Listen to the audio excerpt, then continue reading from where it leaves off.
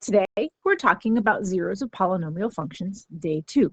So we're going to take the information that we learned from the last class, which was talking about the rational rational zero theorem, and the different terms that we've talked about, and finding how to apply them to factor different polynomials. But first, we're going to start with actually writing equations of polynomials after we do the linear factorization theorem. In the linear factorization theorem, that basically says whatever the degree of the polynomial is, that's how many linear factors you need to have. Some of them are going to be complex, some of them are going to be real. We need to know that however many factors there are, that's what the degree should be. So I'm going to start with writing a polynomial function with the least degree with real coefficients in standard form that have -1, 2, and 2 minus I as zeros. We sort of talked about this sometime in the recent past. I'm not really sure which lesson it was, but writing equations. I don't think the writing equations had the zeros with complex numbers in them. So we have to remember that when we're talking about complex numbers, if 2 minus I isn't a 0, then the conjugate of that must also be a 0. So that means 2 plus I must be a 0. And then we still have -1 and 2. So basically what we're going to create is we're going to set up an equation where we're going to say x equals -1, x equals 2, x equals 2 minus I, and x equals 2 plus I. We're going to solve each of those equations so that they are equal to 0. If they're equal to 0, then we can take them, and that's going to get our different functions and our different factors. So if I go to the next slide, we're going to have all of those things where I would have x plus 1, x minus 2, x minus 2 minus I. Sorry about that. We have x minus 2 minus I and x minus 2 plus I. If I were to take it, and I think probably the easiest thing to do would be to take the term that's here and multiply out the imaginary numbers, and then also multiply out the real numbers. You're going to end up with two different polynomials from there. If you have issues with multiplying these particular numbers, come and see me. It's just regular multiplication. I think if I were doing this problem, I probably would distribute the negative first to make it x minus 2 plus I and x minus 2 minus I. But that would just be my personal preference before I try to FOIL them out. But again, that's up to you.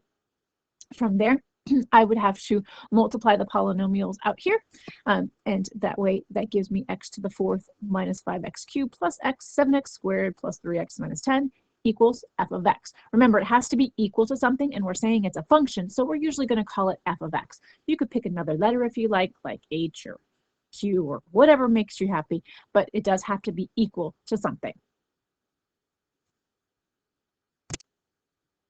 So if I'm factoring polynomials over the reals, I can write a polynomial in factored form where I have all of the factors being multiplied by themselves, and that equals a particular number. Basically, that's the same opposite of what we were doing. Before we said we had the different terms, the zeros, and we were putting them into factors. Now we're basically going to be given a big long polynomial, and we have to turn it all into factors. Now, it depends upon what the directions say as to how far you need to go. So, for instance, in this particular problem, I'm going to write it as the product of linear and irreducible quadratic factors. If it's linear, then I think that should make sense. It's just like an x plus 4 or an x minus 3 or something like that.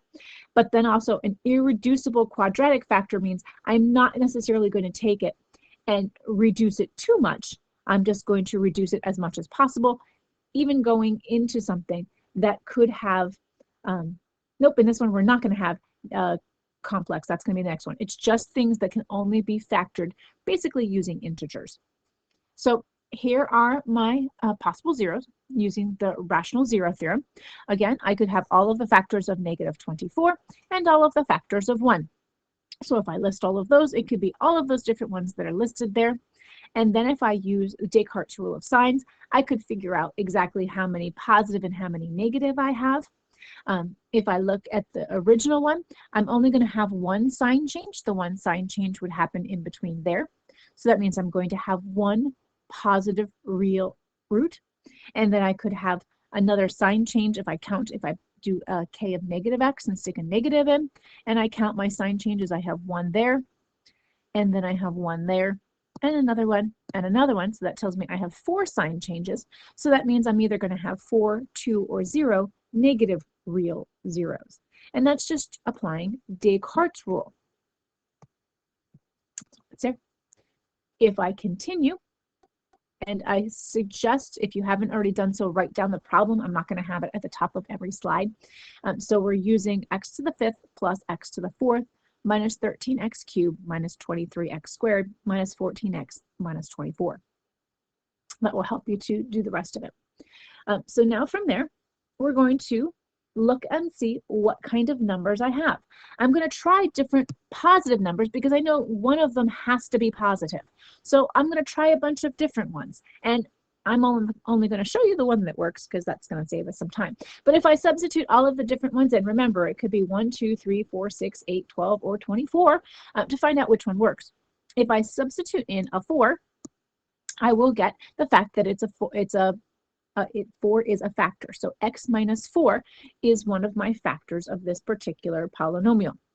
We know that there's only going to be 1 0. So that means I don't want to substitute in any other positive values. I'm going to want to try to put in some other values. And as the explanation says here, it looks like it's going to be like -2 and -3. But again, you don't want to rely on the graph too much because, excuse me, you might not have that section for your particular your calculator for that particular section. So that I'm going to try different numbers into the depressed polynomial. So I want to use this one this time. So that means I'm going to use x cubed plus 5x squared plus 7x plus 5x plus 6 and go from there. So those are those coefficients. And if I substitute a -2 in, I do see that it is a 0. So again, that would give me a depressed polynomial. So the depressed polynomial, again, would be this polynomial, which would be x cubed plus 3x squared plus x plus 3. And I'm going to find out if -3 divides evenly into that. And I can see that -3 does divide evenly into that. So that leaves me with, this is down here, x squared plus 1. And if I have my x squared plus 1, then I need to figure out, is that reducible? Well, x squared plus 1 can't be factored over the real number. Since it can't be factored over the real numbers and it says irreducible quadratic factors, that means I'm just done there. So I know that the x minus 4 divided evenly, and then since it was a -2, that means it's x plus 2. Since it was a -3, it'll be x plus 3, and my final factor was x squared plus 1. So now that's factored. Very exciting. Over the irreducible quadratics, that tells me that the x squared plus 1 is okay. As opposed to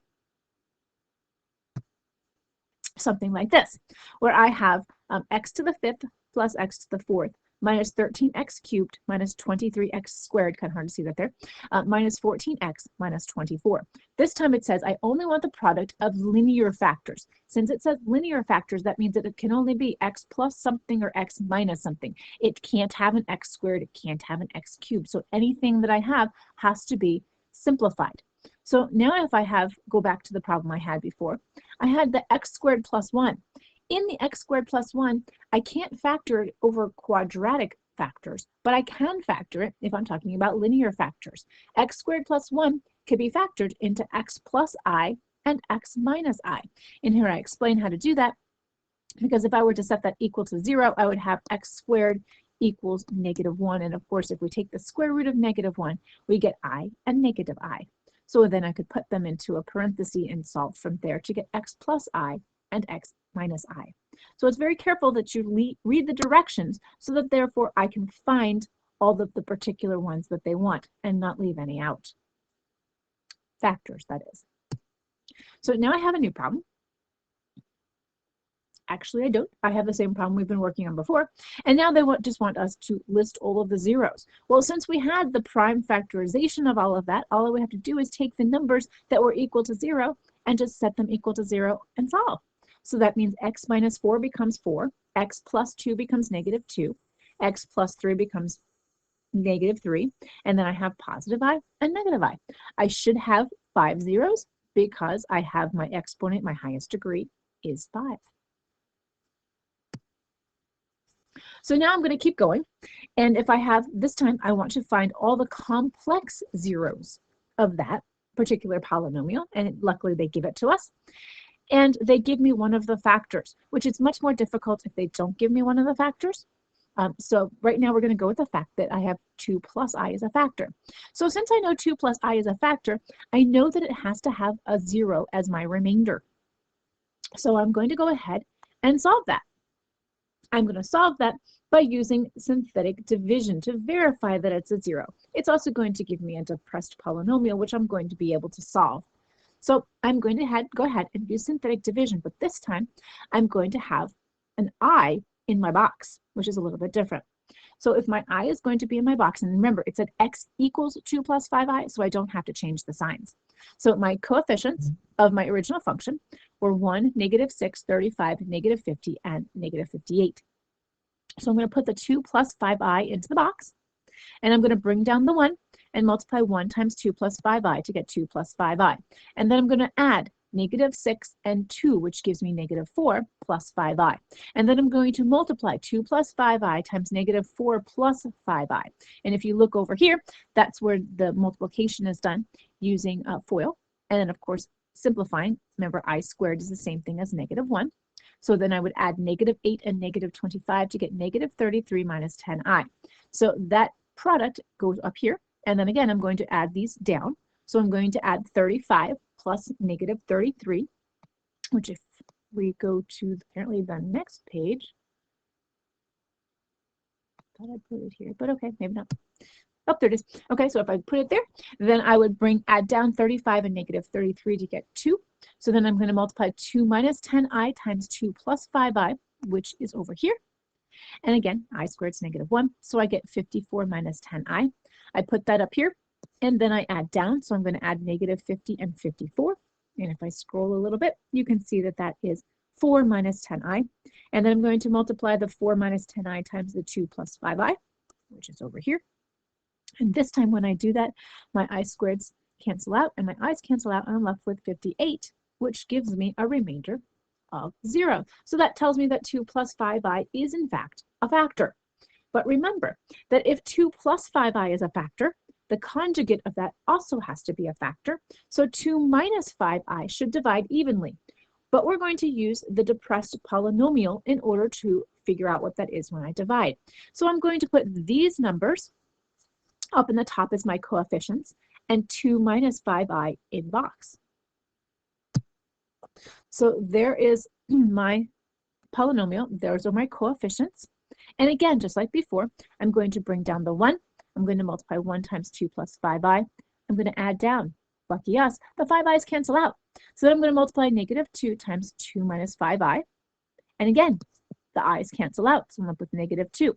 And then I'm going to multiply 2 times 2 minus 5i. And the i's cancel out. So now I'm left with just a 0, which tells me that 2 minus 5i was also a factor. So that means if they're going to be a factor, remember, when I move it to the other side, I'm subtracting. So it's going to be x minus 2 minus 5i as one of the terms, and x minus 2 plus 5i as another term, and then x squared minus 2x minus 2. But wait, we're still not done yet, because this is not a linear factor. X squared minus 2 is not linear. It also can't be factored. So if it can't be factored, we're left with no other source of finding the solution except for, since it's a quadratic formula. So if I do quadratic formula, which there's your formula in case you forget it. Hopefully you don't. Hopefully that's still in your working memory. I'm going to substitute in my a, my b, and my c. My a is 1, my b is -2, and my c is -2. And I'm going to simplify, and I end up with 1 plus or minus the square root of 3. So again, that's another one of my zeros. So if it's another one of my zeros, that's another one of my factors. Which for some reason I'm looking and I'm seeing that I don't have them all here. Maybe I do, and I'm just looking, missing a page.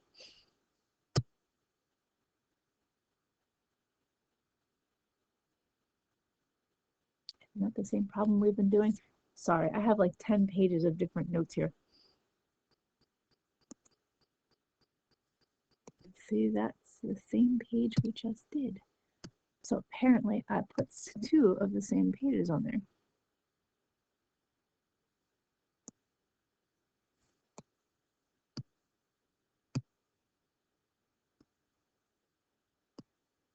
Very confused as to why we have all of the same thing. Oh my goodness. So anyways, we have now found that our factors, because it said to list the linear factorization, we know that our factors was x minus 2 minus 5i, and the other one was x minus 2 plus 5i. And then I'm going to have my other answers were x equals 1 plus the square root of 3, and x equals 1 minus the square root of 3. So if I were to list that as a prime factorization, I would move those to the other side. So I would end up with x minus 1 minus the square root of 3, and x minus 1 plus the square root of 3. So my prime factorization would just be taking out this row here, which would be x minus 2 minus 5i times x minus 2 plus 5i, that's an I there, times x minus 1 minus the square root of 3 times x minus 1 plus the square root of 3. So there would be the prime factorization of all of that. Very exciting. And if they asked me to list all of my possible zeros, we already said that it would be 2 plus 5i, 2 minus 5i, 1 plus the square root of 3, and 1 minus the square root of 3. And that would be all that I need because it's to the 4th power, and I have 4 solutions. So sorry about that confusion there at the end. I don't know why I had like 10 pages, it seems, of the same thing. But nonetheless, we are finally finished, and we'll practice a lot more of these in class. Hopefully you get the general gist of what you're doing, and then we'll go from there. Thanks a lot. Goodbye.